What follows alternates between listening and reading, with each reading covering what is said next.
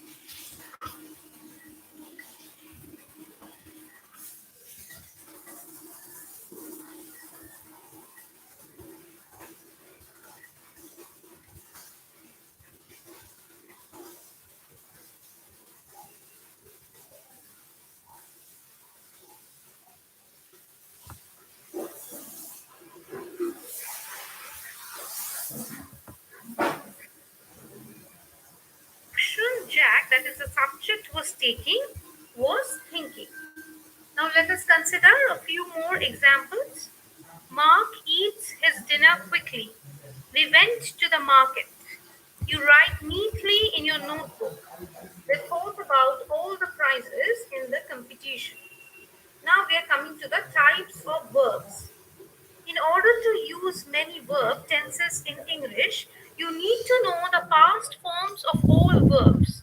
All verbs have a base form or infinitive. For example, look, make, play. The majority of verbs, called regular verbs, follow the same pattern and create the past simple and past participle using the same word ending, that is ed. There are, however, verbs that have different endings, and these are called irregular verbs. Now let us take a look at the classification of verbs. Verbs can be first divided into regular and irregular kind, which can be further divided into finite and non-finite verbs. Finite verbs are of two types, transitive and intransitive. Non-finite verbs are also of two types, verbal noun and verbal adjective. Verbal adjective is called participle, and verbal noun can be further classified into infinitive and gerund. Now let us consider the regular verbs. Many English verbs are regular, which means that they form their different tenses according to an established pattern. Two types, verbal noun and verbal adjectives are also of two types. Here I have given a list of regular verbs in English where we can add an ed to the base form to create the past tense and the past participle. You can find more example in your Rain and Martin book.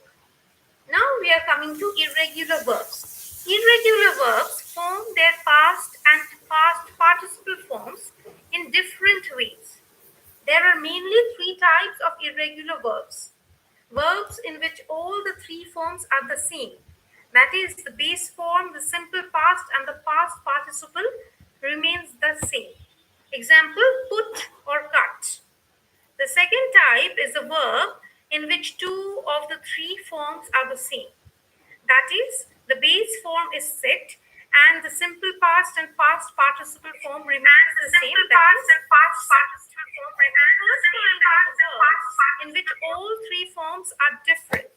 For example, drink, drank, drunk. The base form, the simple past, and the past participle forms are different over here. A list of irregular verbs is given below. Refer to Wren and Martin for more examples. You see, I have already given a list of verbs over here. Next, we move on to transitive verbs. Transitive verbs are active verbs that always express doable activities that relate or affect someone or something else.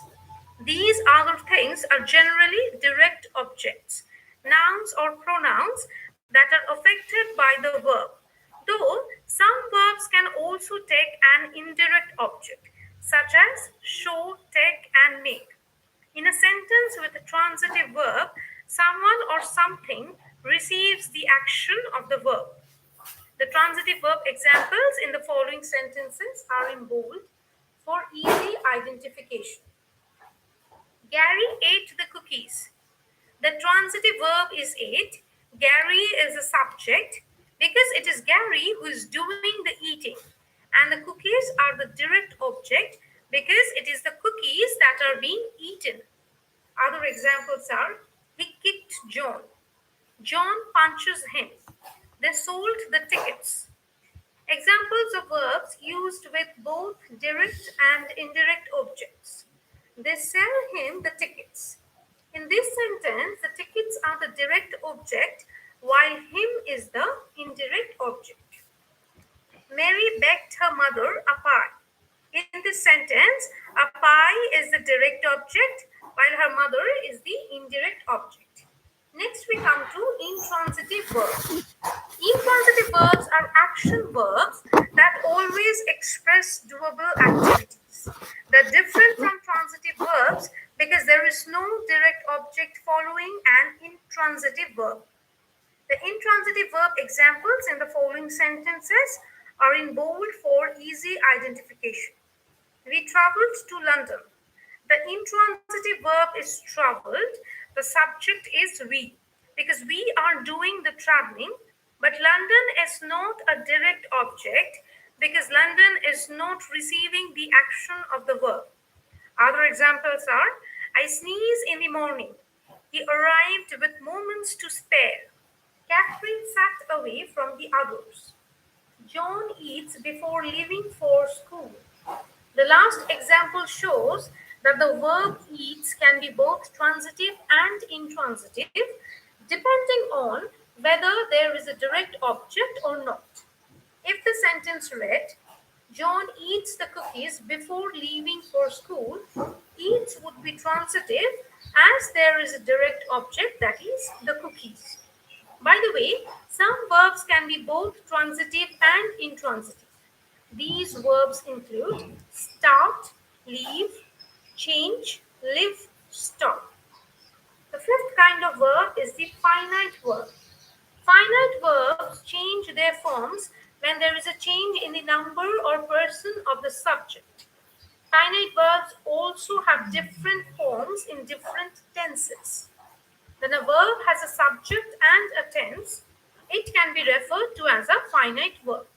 For example, we want Charlie to act as club secretary. Here, the verb has a subject, that is we. I like taking photographs of insects. Here again, the verb has a subject, that is I. Similarly, coming home last night, I saw a deer run across the road. Last, we are coming to non-finite